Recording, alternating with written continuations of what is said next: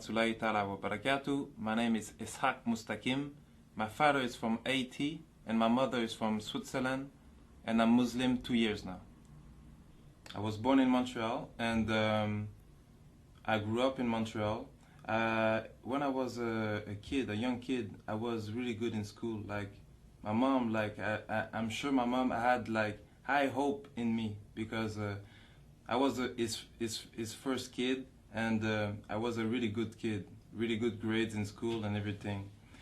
Everything changed while I was at the age like 13, 14 years old. I started looking like the other kids in school, and I saw them, I saw the kids that were taking drugs and drinking alcohol and going out with girls. I saw them like more happy than the other kids, so I started to wanted to be with them and try that stuff. So that's what I did, and hanging out with bad people end up to giving us like bad habits. So at the age of 15, I was so bad that they put me in like a juvenile jail.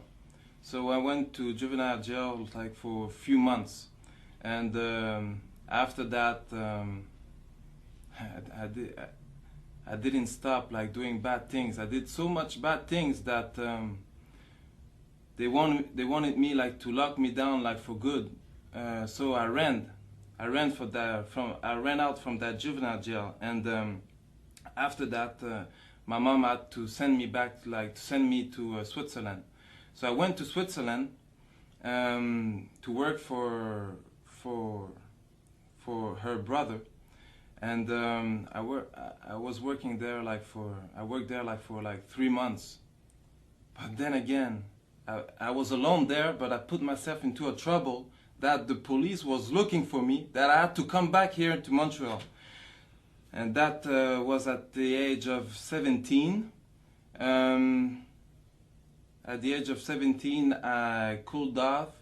I stopped doing like bad things a little bit because I was saying to myself like soon I will be 18, and soon like if I get caught I will go to jail.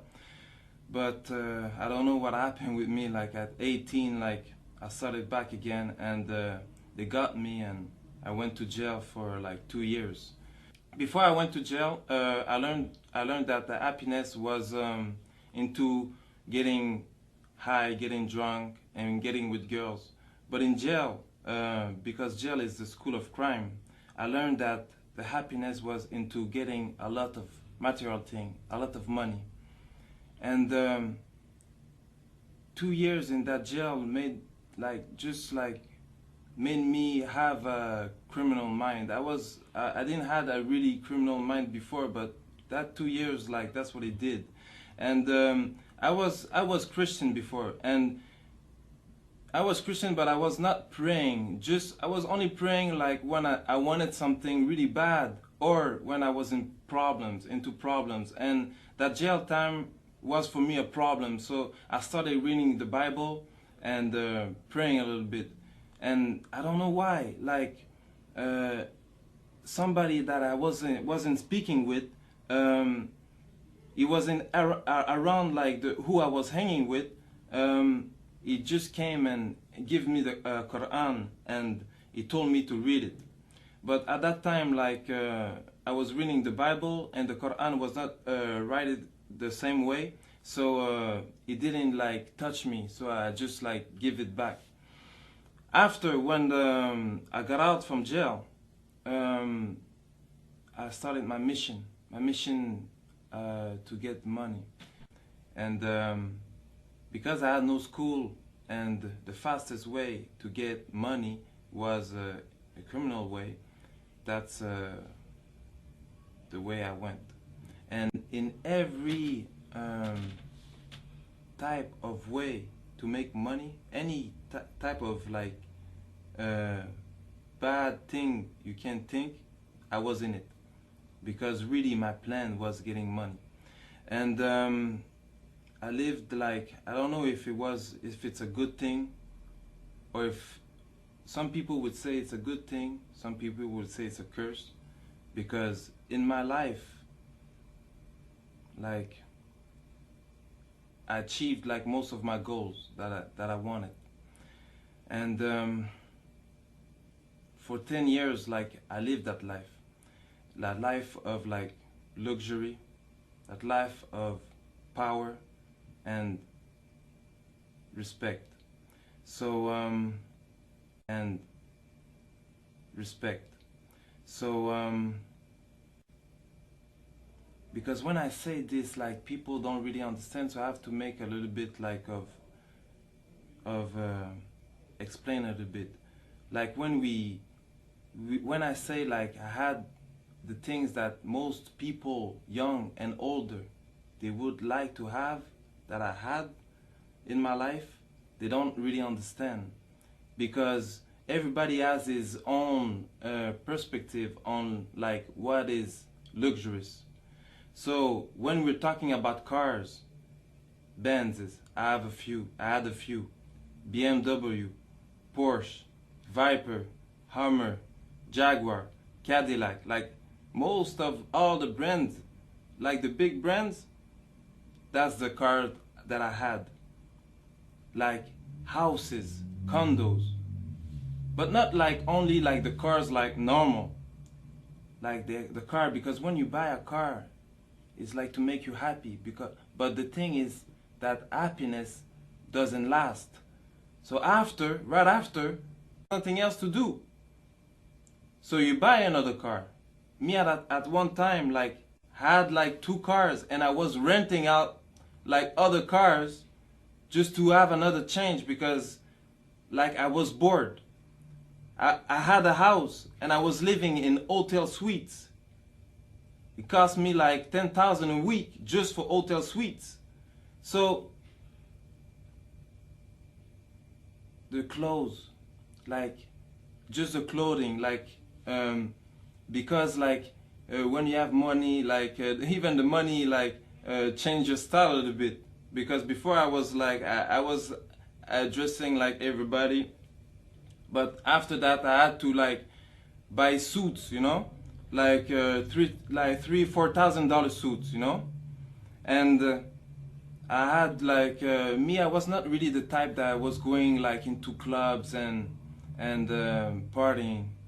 I didn't really like that. What I liked it more was really, because really I was on a mission, I really liked it more like staying home, counting money, planning for other plans, you know. That was the type of person I was.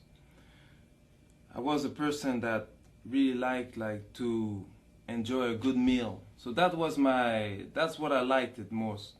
Every day going to big restaurant, like the biggest restaurant of the cities, and eating on floors that most of you will never see, like floors that are not open to the public.